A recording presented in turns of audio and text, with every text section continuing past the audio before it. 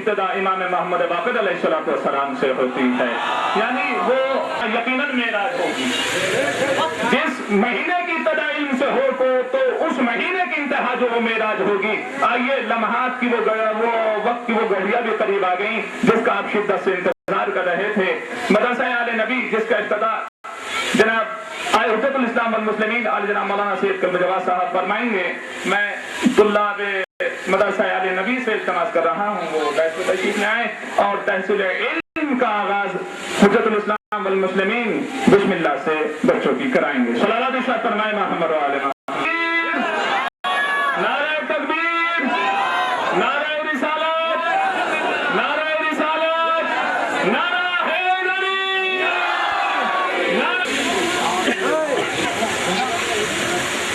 اس پرمسرت تقریب کا آغاز ہو چکا ہے اور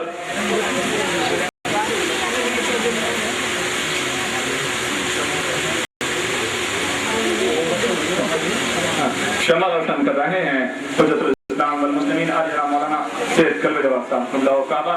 حضرات آج کی اس محفل مقاصدہ میں جو مہمان خصوصی تشریف لا رہے ہیں ان کے اسماء گرامی اس طریقے سے ہیں: جناب اشجع رضا زیدی صاحب جنرل سیکرٹری نوئیڈا، جناب شاہ رضا شاہی نوامہ سادات، جناب فیروز عباس صاحب نقوی بلڈرز مراد آباد، علی جناب عروج عالم نقوی صاحب ممبر شیعہ وقف بورڈ، جناب علی جناب حکیم سید محمد طاہر دواخانہ امروہہ، علی جناب سید قیصر حسین باقری صاحب سین منگلی اور زینت مسند ہوں گے مراد آباد۔ ان کے جانشین حقیقی جانشین علی جناب مولانا محمد ناظم صاحب قبلہ کعبہ تشریف فرما ہیں، علی جناب سید ایثار حسین نقوی صاحب، علی جناب سید اقتدار حسین نقوی صاحب، علی جناب مولانا سید سرکار مہدی صاحب قبلہ کعبہ، علی جناب مولانا شبی عباس صاحب قبلہ کعبہ۔ آپ حضرات صلوات ارشاد فرمائیں محمد و آل محمد۔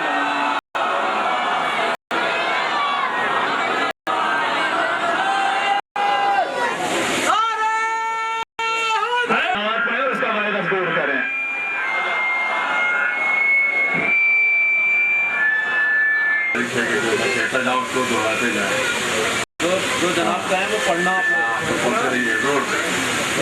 اعوذ باللہ من الشیطان الرجیم، بسم اللہ الرحمن الرحیم، رب یسر ولا تعسر وتمم بالخیر، رب یسر ولا تعسر وتمم بالخیر، رب یسر ولا تعسر وتمم بالخیر، اللہم صلی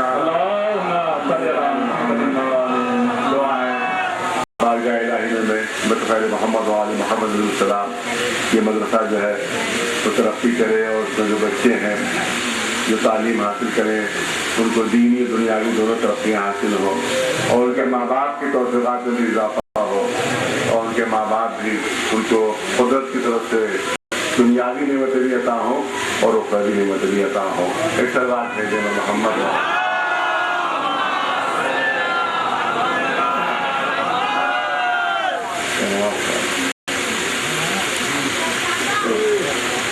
والصلاة والسلام على سيد الأنبياء والمرسلين سيدنا ونبينا وشفيع المذنبين بالقاسم محمد وأهل بيت الطيبين الطاهرين المعصومين، أما بعد فقد قال الله سبحانه تبارك وتعالى في كتابه المبين وهو أصدق القائلين: اقرأ باسم ربك الذي خلق الإنسان من علق، اقرأ وربك الأكرم الذي علم بالقلم علم الإنسان ما لم يعلم۔ صلوات بھیجے محمد۔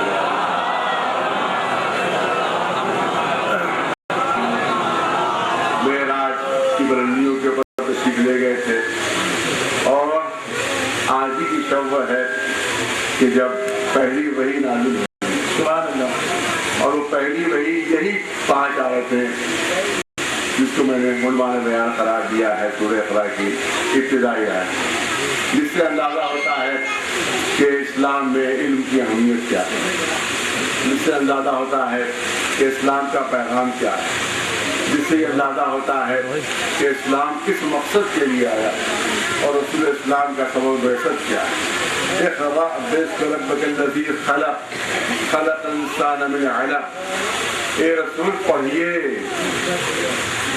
اے رسول پڑھیے۔ ارے یہاں پر بھی ایک عجیب پہلو ہے، اے رسول پڑھیے، کیا اللہ کو معلوم نہیں تھا کہ رسول پڑھے لکھے نہیں ہیں؟ اس کے بعد اسے کہا جا رہا ہے کہ پڑھیے، جس کا مطلب یہ ہے کہ کسی جاہل سے نہیں کہا جا سکتا کہ پڑھیے، نے کہا ہے قدرت میں رسول عالم ہے، تبھی تو کہہ رہا ہے اللہ کہ پڑھیے، سلام بھیجے محمد۔ کافی عرصے کے بعد جہاں حاضری ہوئی تھی پکرالا سادات میں تو زیادہ وقت میں لوں، لیکن اس کی یہ کہ بارش کی وجہ سے بہت زیادہ تاخیر ہو گئی، اور جو حضرات آس پاس کے گاؤں سے آئے ہیں ان کے لیے کوئی زحمت کا سبب ہو جائے گا کہ زیادہ رات ہو جائے گی، لہٰذا مجھے بہت زیادہ وقت دینے کا موقع نہیں ہے، لیکن میں چاہتا ہوں کہ چند منٹ کوئی خاص گفتگو ہے اور ایک خاص پیغام ہے جو آپ حضرات تک پہنچانا چاہتا ہوں۔ آج دیکھیں اسلام دین علم ہے، اسلام میں جاہلوں کو گزر نہیں ہے، اسلام میں جاہلوں کا گزر نہیں ہے، اسلام دین علم ہے۔ جو پہلی وحی نازل ہوئی اسی میں علم کا تذکرہ، اسی میں قلم کا تذکرہ۔ آپ دیکھیں ایک پہلو آپ کے سامنے کرنا چاہتا ہوں، آپ پورے قرآن مجید میں آپ دیکھیں کہ اللہ نے اپنے کو کہیں اکرم نہیں کہا۔ ایک عجیب پہلو آپ کے سامنے کرنا چاہتا ہوں، ماشاء اللہ پڑھے لکھے حضرات علماء بھی تشریف فرما یہاں کو۔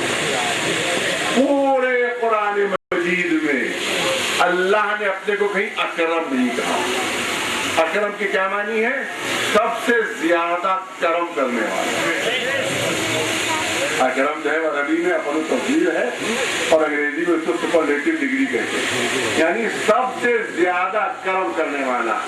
کریم کا اپن تفضیل ہے اکرم، سب سے زیادہ کرم۔ پورے قرآن مجید میں اللہ نے اپنے کو کہیں اکرم نہیں کہا، ساری نعمتیں دے دی مگر اکرم نہیں کہا۔ سبحان اللہ، سارا کرم کر دیا مگر اکرم نہیں کہا۔ لیکن جب نعمت علم عطا کی ہے اللہ نے تب اپنے کو قدرت فخریہ اکرم کہا، یعنی میں کریم ترین ہوں۔ جو ہے جو کرنا چاہتا ہوں، جب نعمت علم دی ہے، جب نعمت علم دی ہے تو قدرت فخریہ اپنے کو کہا کہ اکرم میں کریم ترین ہوں۔ اس کا مطلب ہے کہ نگاہ قدرت میں سب سے بڑا کرم کرم علم ہے اور سب سے بڑی نعمت نعمت علم ہے۔ اللہ دیکھ رہا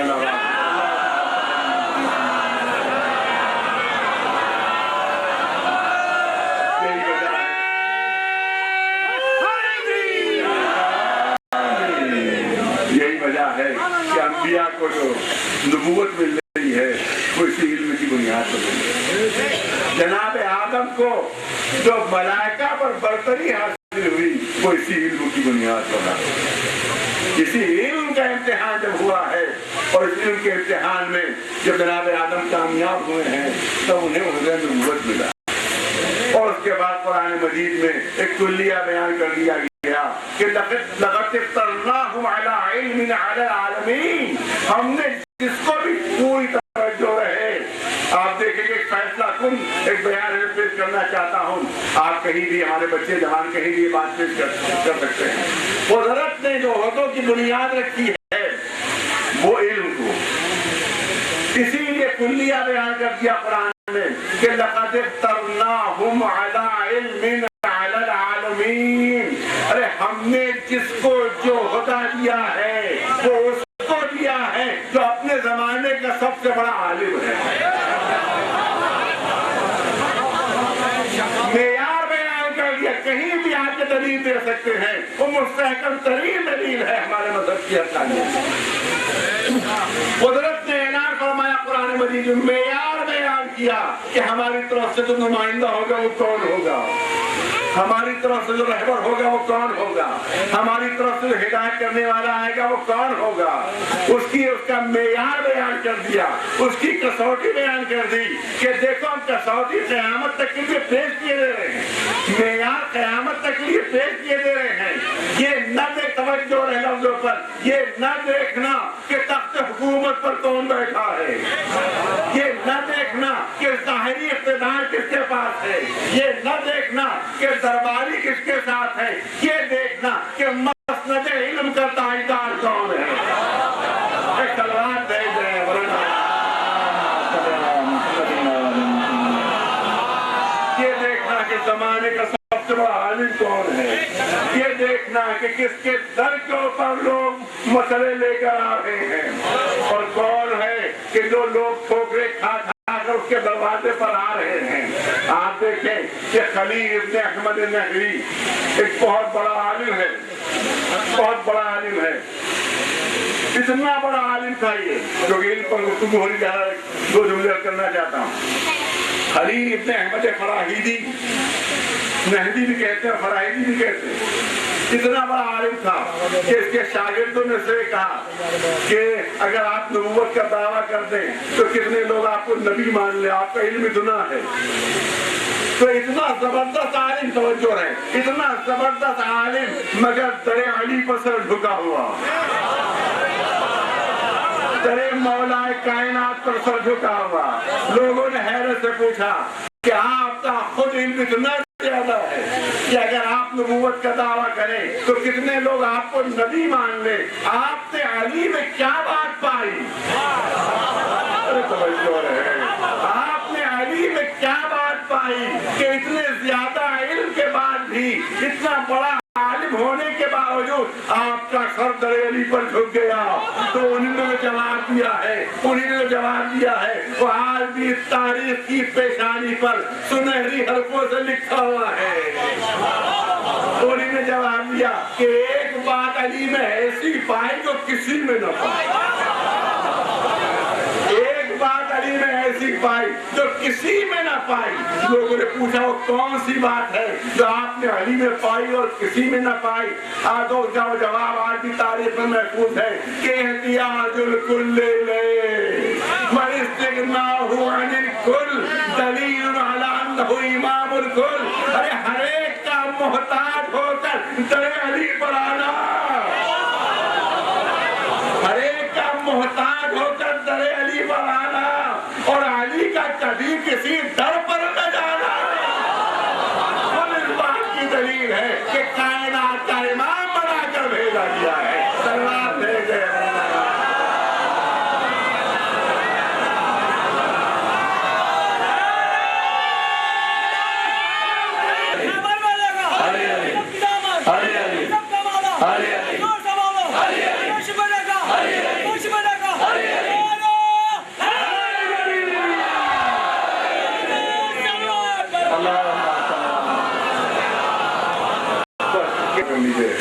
جو جھوٹے دعوے دار ہوتے ہیں وہ ہمیشہ ہر چیز کا دعویٰ کر دیتے ہیں، مگر ایک چیز کا دعویٰ کبھی نہیں کرتے۔ ہر چیز کا دعویٰ کر دیتے ہیں مگر ایک چیز کا دعویٰ وہ کبھی نہیں کرتے۔ یہ کہہ دیں گے کہ صاحب ہم مجھ سے بڑا کوئی متقیوں پر اعتراض نہیں ہے، اور ظاہر ہے کہ آپ کچھ تھرمامیٹر تو لے کے اس کے دل میں نکال کے دیکھیں گے کتنا تقویٰ ہے، لہذا اس کا جھوٹ نہیں کھل سکتا۔ کوئی کہہ دے کہ سب سے زیادہ اللہ کا خوف میرے دل میں ہے، اب آپ اندازہ نہیں کر سکتے کہ جھوٹ کہہ رہا ہے کہ سچ کہہ رہا ہے، دعویٰ کر دیا۔ یہ یوں بھی ہو سکتا ہے فرض کیجیے کہ دعویٰ کوئی کر دے کہ صاحب رات بھر میں عبادت کرتا ہوں جب گھر میں رہتا ہوں۔ اب آپ ظاہر ہے کہ گھر کے اندر کی بات ہے، آپ پتہ نہیں لگا سکتے، جھوٹا دعویٰ نہیں کھل سکتا۔ کوئی کہہ دے صاحب سال بھر میں روزے ہی سے رہتا ہوں، اور مان لو خوب پیٹ بھر کے گھر میں کھایا اور باہر نکلے تو منہ پوچھ دیا۔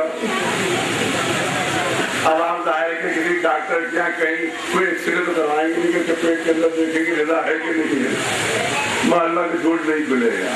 اس کا مطلب ہے کہ پوری توجہ، جو جھوٹے دعوے دار ہیں وہ ہر طرح کا دعویٰ کر دیتے ہیں مگر ایک دعویٰ کبھی نہیں کرتے، ایک دعویٰ دعویٰ کبھی نہیں یہ کہہ سکتے ہیں کہ مجھ سے زیادہ متقی کوئی نہیں، یہ کہہ سکتے ہیں مجھ سے زیادہ پرہیزگار کوئی نہیں، یہ کہہ سکتے ہیں کہ مجھ سے زیادہ روزے دار کوئی نہیں، یہ کہہ سکتے ہیں کہ مجھ سے بڑا نمازی کوئی نہیں، یہ سب دعوے کر سکتے کہ وہ جھوٹ نہیں کھل پائے گا، لیکن ایک دعویٰ کبھی نہیں کریں گے، یہ نہیں کہہ سکتے کہ مجھ سے بڑا عالم کوئی نہیں،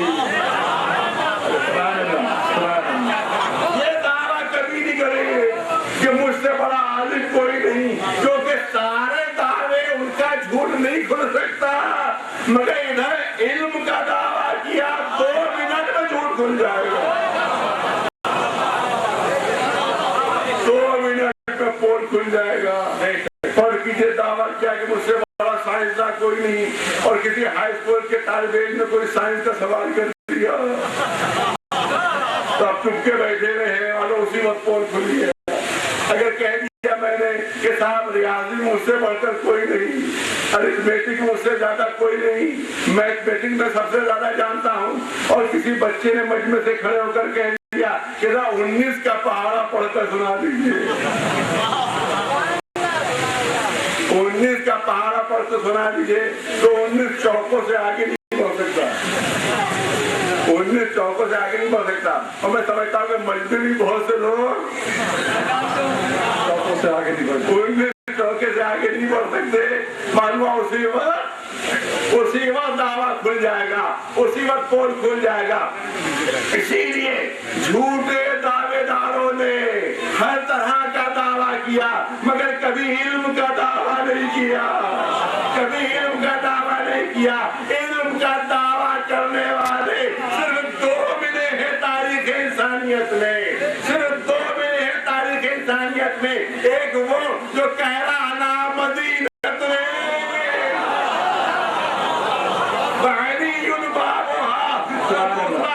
جو ممبر پر بیٹھ کے کہہ رہا سلوری سلوری، جو پوچھنا ہے پوچھو، جو سبحان اللہ سبحان اللہ محمد محمد۔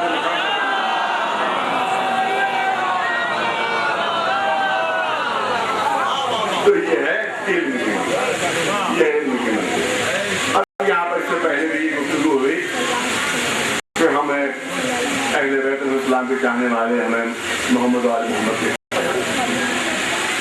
لہذا کسی اور مذہب کے لیے، کسی اور فرقے کے لیے جہالت چاہے باعث شرم ہو چاہے نہ ہو، سب سے زیادہ باعث شرم اگر جہالت ہو سکتی ہے تو ہمارے لیے عجیب جملے ہیں، مگر جملوں کو ثابت کریں کہ سب سے زیادہ باعث شرم اگر جہالت ہو سکتی ہے تو ہمارے فرقے کے لیے، کسی اور فرقے کے لیے ہو چاہے نہ ہو، لیکن سب سے زیادہ جہالت باعث شرم ہمارے فرقے کے لیے۔ کیسے؟ مثال کے ذریعے سے بات واضح ہوگی۔ فرض کیجیے کہ میں کسی علاقے میں پہنچا اور کسی گھر میں مہمان ہوں، کسی دیہات میں، کسی گاؤں میں میں وہاں مہمان ہوا کسی گھر میں، تو اب ہوتا یہ کہ جو گھر کے نوجوان ہوتے ہیں وہی چائے وغیرہ لانا ہے، ناشتہ لانا ہے، اسی طرح سے لاتے ہیں۔ تو ایک 18-19 برس کا نوجوان تھا، وہ میرے سامنے جیسے چائے لاتے ہیں، جوان اس طرح لے کے آ گیا۔ میں نے پوچھا کہ بھائی آپ کتنا پڑھے لکھے ہیں؟ اس نے جواب دیا بہت خوش ہو کر فخریہ 8واں پاس ہوئی۔ توجہ ہے مثال 8واں پاس، ماں باپ بھی فخریہ کہنے لگے کہ ماشاءاللہ ہمارے بیٹے نے 8واں پاس کر دیا۔ میں نے مبارکباد دی کہ بھائی ماشاءاللہ ماشاءاللہ۔ صاحب نقل ملت مراد آباد تشریف لا چکے ہیں، یقیناً ہم شکر گزار ہیں جو اپنا قیمتی وقت نکالنے کے بعد ہمارے پروگرام میں شرکت فرما رہے ہیں۔ ایک اور صلوات ارشاد فرمائیں محمد مثال پر توجہ رہے، وقت نہیں لیتا ہے، مثال پر توجہ ہے۔ ایک گھر میں گیا، ایک گاؤں میں، دیہات میں، وہاں ایک لڑکا 19 برس کا 18 برس کا، وہ چائے لے کر آئے۔ میں نے پوچھا آپ کتنا پڑھے لکھے؟ اس نے کہا 8واں پاس ہوں۔ میں نے بہت اس کی تعریف کی کہ صاحب کیا کہنا، تم نے تو کمال کر دیا، 8واں پاس کر لیا۔ دوسرے گھر میں اتفاق میں گیا کسی اور جگہ پر، وہاں بھی اتفاق سے اسی سن کا ایک لڑکا وہ آیا اور اس کے چہرہ کے سلسلے میں نے اس سے پوچھا کہ میاں صاحب آپ کتنا پڑھے لکھے ہیں؟ اب اس سے شرم سے سر جھکا لیا۔ اب ماں باپ بھی جواب نہیں دے رہے ہیں کہ کتنا پڑھا ہے. جب میں نے کہا کہ آخر معلوم تو ہو کہ کتنے پڑھے ہوئے ہیں, تو ماں باپ نے کہا صاحب خاندان کا نام بھی بول دیا, خاندان کی ناک کٹوا دی. 18-19 برس کا سن دیکھیے اور صرف 8واں پاس. میں نے بھی کہا کہ ہم صاحب زیادہ بڑی شرم کی بات ہے, آپ صرف 8واں پاس ہیں, آپ سن دیکھیے آپ 19 برس کا سن اور خود 8واں پاس ہے. ایک صاحب میرے ساتھ تھے, کہنے صاحب آپ عجیب آدمی ہیں, اسی سن کا ایک لڑکا ایک گھر میں تھا, آپ نے تعریف کی تھی کہ صاحب تم نے تو خاندان کا نام روشن کر دیا, 8واں پاس کر لیا, اور اسی سن کا یہ لڑکا ہے آپ مذمت کر رہے ہیں کہ صاحب تم نے تو خاندان کا نام ڈبو دیا, 19 برس کا سن اور خود 8واں پاس. یہ کیا بات ہے؟ یہ دونوں جہاں آپ کے رد عمل میں فرق کیوں ہے؟ تو میں نے کہا فرق اس لیے ہوا کہ جس گھر میں بچے نے 8واں پاس کیا تھا میں نے وہاں تعریف کی, سب وہاں انگوٹھا ٹیک تھے. ارے توجہ ہے, سب وہاں جاہل تھے, سب وہاں انگوٹھا ٹیک تھے. وہاں اگر کسی لڑکے نے 8واں پاس کر لیا تو خاندان کا نام اونچا کر دیا, لیکن اس گھرانے کا جو لڑکا 19 برس کا تھا اس سے پورا گھرانہ عالموں کا تھا, سب پڑھے لکھے تھے. یہاں جہاں اگر کوئی 8واں پاس رہ گیا تو خاندان کا نام ڈبو دیا. بس میں نے اسی لیے کہا کہ کسی اور فرقے کے لیے جہالت باعث شرم ہو چاہے نہ ہو, کیونکہ یہ دیکھیے کہ ماننے والے کن کے ہیں.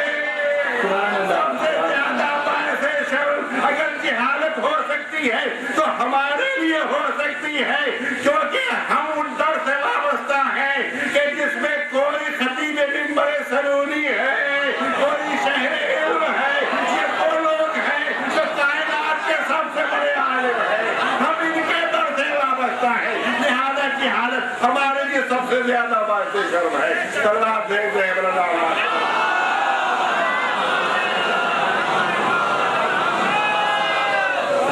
اگر آل نبی کے چاہنے والے ہیں اور ماننے والے ہیں تو ہمیں علم دوست بننا پڑے گا, اور ماں باپ کی جو پوری کوشش ہونا چاہیے کہ ان کے بچے علم حاصل کریں, دینی علم بھی اور دنیاوی علم بھی. اور میں بات کو ختم کر رہا ہوں, میں آخری جملے ادا کرنا چاہتا ہوں. دینی علم بھی اور دنیاوی علم, اسلام میں یہ نہیں ہے کہ صرف دینیات پڑھ لے, نہیں, دنیاوی علم بھی اسلام میں ہے اور ان کی اجازت دی گئی ہے. اسلام میں یہ نہیں ہے کہ انسان دنیا چھوڑ دے اور صرف دین لے لے. پوری توجہ آخری جملے کو کرنا چاہتا ہوں.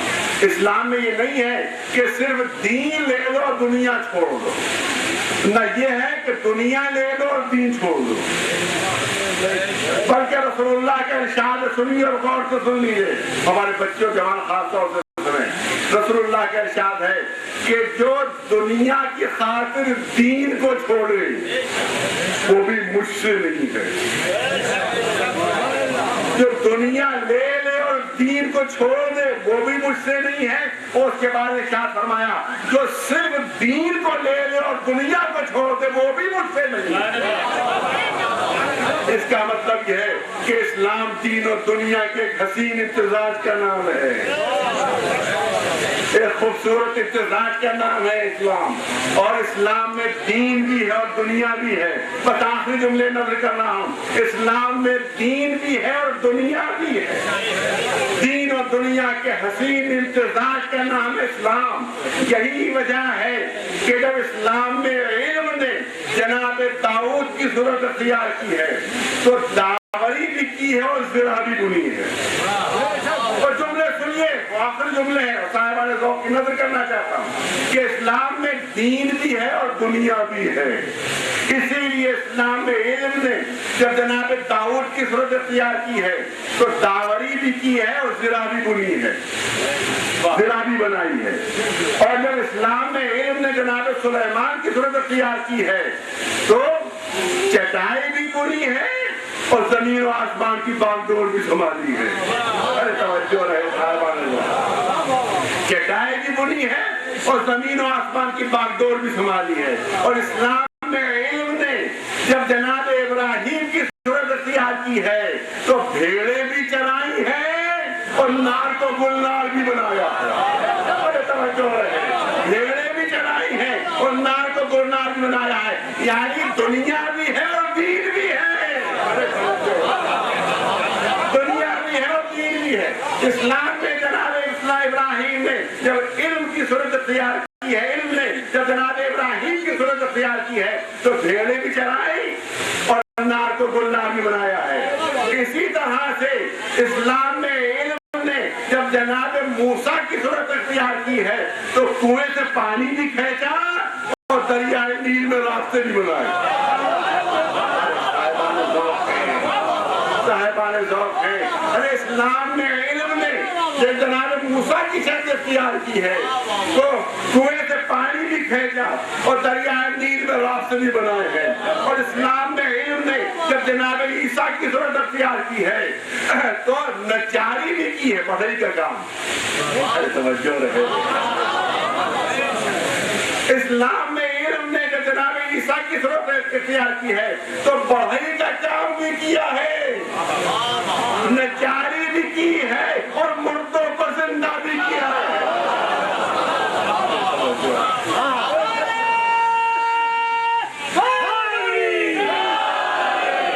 اسلام میں محنت کوئی بری چیز نہیں ہے.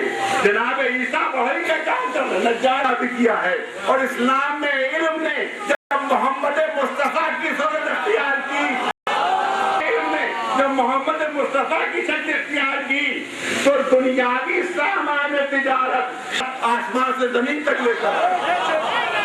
اور اسلام میں علم نے جب علی کی صورت اختیار کی, کہ اسلام میں علم نے جب علی کی صورت اختیار کی ہے تو یہودیوں کے باغ میں محنت بھی ہے اور ممبر پر بیٹھ کر سلولی پیدا ہے.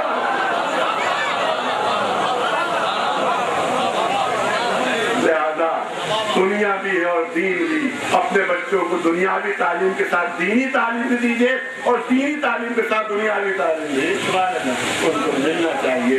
لہذا مدرسے بھی ہونا چاہیے, اسکول بھی ہونا چاہیے. مدرسوں میں دینی تعلیم ہونا چاہیے, کیونکہ اگر دینی تعلیم نہیں دی آپ نے اور وہ بیرا بھٹک گئے ہو تو ماں باپ ذمہ دار ہیں. آخری جملے, ماں باپ ذمہ دار ہوں گے. اگر خدا نہ خواستہ ماں باپ کی کوتاہی سے دین سے بے بہرا ہو گئی اولاد اور خدا نہ خواستہ وہ جہنمی ہو گئے تو جب وہ میدان حشر میں پہنچیں گے اور جب ان کو فرشتے جہنم میں لے جائیں گے تو وہ کہیں گے کہ ہم اکیلے نہیں جائیں گے. روایت موجود ہے, اولاد کہے گی ہم اکیلے جہنم میں نہیں جائیں گے. ارے جنہیں نے ہمیں جہنمی بنایا ان کو بھی تو لاؤ.